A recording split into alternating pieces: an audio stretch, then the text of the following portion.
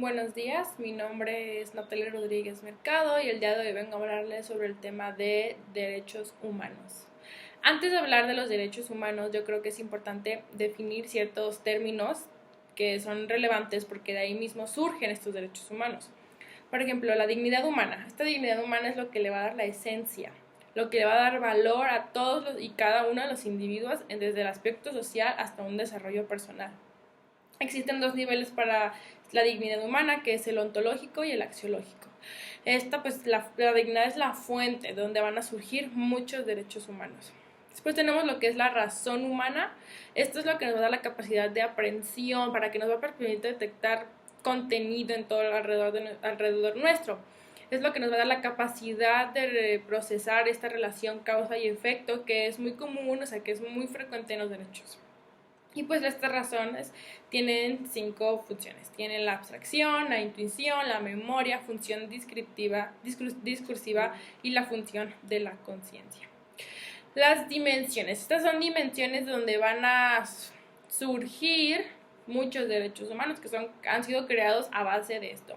Está la de los sentimientos, afectos y emociones, que esta es necesaria para todo el mundo, porque los hombres tienen esa necesidad de transformar un mundo, de darle un giro, de darle otro punto de vista para no solamente fines de necesidad, sino también para fines estéticos. Después tenemos lo que es la capacidad de dialogar y comunicación. Esto también es súper importante, es la dimensión más alta de la dignidad humana. En esta vamos a poder expresar nuestras ideas, vamos a poder razonar, vamos a tener un vínculo con otro ser humano. Esta es una combinación entre raciocinio, expresividad y abstracción. Y pues bueno, en cada caso que el lenguaje no fuera necesario o no alcanzara para la comunicación, es cuando se va a integrar una segunda dimensión, que es la dimensión que acabamos de ver, que es la de los sentimientos, emociones y afectos. Esto es porque se complementan. O sea, eso es a través del arte. O sea, se complementan entre ellas mismas para poder expresar lo que uno piensa y poder plasmarlo y darse a entender. Después tenemos otra dimensión en la dignidad, que es la sociabilidad.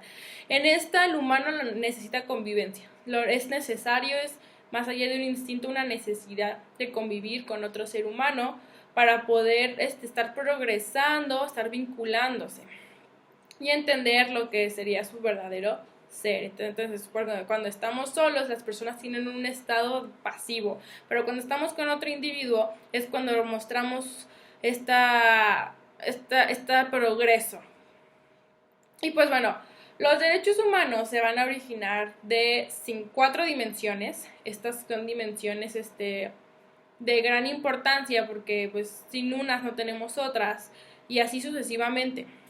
La primera dimensión es la del carácter intelectual. En esta surgen derechos como la de la comunicación del conocimiento, los derechos de las humanidades, la difusión. Tiene 4 movimientos. El primer movimiento, libertad de cátedra. Segundo movimiento, de liberación de la inteligencia. Tercer movimiento, advertencia, que podemos nosotros saber si rechazamos o no esta liberación.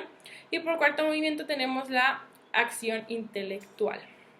La segunda dimensión, que es el de los derechos culturales, estos van a apoyar a los derechos del trabajo, que ya sean que tengan unas condiciones equitativas y satisfactorias hasta el salario.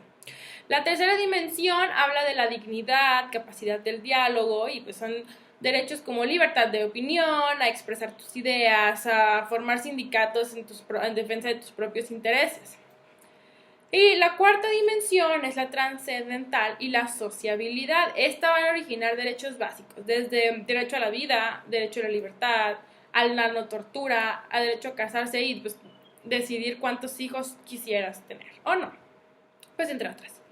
Y pues bueno, existen 3 reglas, fueron reglas federales que fueron implementadas en el Departamento de Salud, Educación y Bienestar de los Estados Unidos, en donde va a mencionar que la mujer embarazada, los fetos, los neonatos, los prisioneros y los niños, todos estos tienen derecho a la protección. No porque hayas tomado malas decisiones, vas a tener derechos o no, vas a tener protección. Si así seas un niño y todavía no tienes un feto y no tengas el raciocinio que una persona normal, sigues teniendo la protección de los derechos humanos.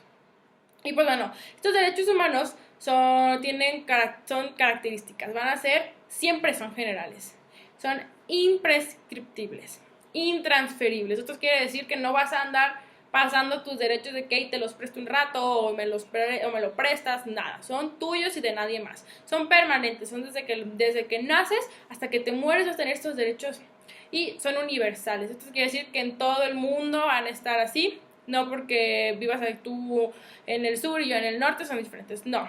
Y esto se me hace la más importante. Son inviolables. Nadie puede violar o romper o nada de tus derechos humanos. Y pues bueno, derechos fundamentales. Estos derechos fundamentales van a ser desde una vista dependiendo de la persona titular. Si son fundamentales, estos son que son todas las personas determinadas de una clase, los van a tener, derecho a la expresión, a la vida, a la libertad, entre otros. Y los patrimoniales, estos quieren decir que son a personas con exclusión de los demás. ¿Esto porque estos derechos son valuables ¿con qué? Con dinero. Entonces no todo el mundo tiene los mismos derechos de este patrimonial. Y pues bueno, la clasificación. Se van a clasificar en 5 generaciones los derechos humanos. La primera generación fue cuando esos derechos que buscaban nacieron de esa lucha contra el abuso de poder de las autoridades. Aquí vino el derecho a la vida, integridad física y moral, a la libertad personal, a la justicia, entre otras. La segunda generación surgen de los movimientos revolucionarios del principio del siglo XX, que estos buscaban la justicia social y bienestar común. Aquí participaron los obreros, los campesinos y los intelectuales. Y la tercera generación hablan de derechos económicos, sociales y culturales, en donde el contenido social, estos derechos van a procurar una mejoría de la calidad de vida. Y pues más allá de satisfacción de la sociedad son prestaciones de servicio y pues el individuo es el representante de la comunidad. La cuarta generación habla de gestiones de nuevos grupos o movimientos sociales, hablan como de derechos a los grupos más vulnerables, es como la discriminación, estas mismas personas tienen derecho a la salud, al trabajo, no hacerlos menos. Y la quinta generación habla sobre las tecnologías a finales del siglo XX y qué impacto han tenido en la sociedad. Esto es, por ejemplo, al derecho al voto, a los cargos públicos, a ejercerlos. Y pues bueno, esto creo que fue un tema muy importante y que siempre hay que tener presente, más allá de que son tus derechos y porque los tienes todas las vidas. Y hoy en día se ha hecho muy fácil romperlos o violarlos. ¿Por qué? Porque ya la sociedad ya no tiene, se podría decir, la misma moral que antes. Ya no se ha educado, ya no se ha seguido esas reglas que antes se seguían. Por ejemplo, ya ahora es muy fácil discriminar a la gente, hacerlas menos, torturarlas, porque todo por esa avaricia que la gente tiene. Y creo que es un tema muy importante que debemos tener siempre presente, porque son tus derechos, es algo que nadie te puede quitar, y ya sea por decisión, nada. Y pues, muchas gracias.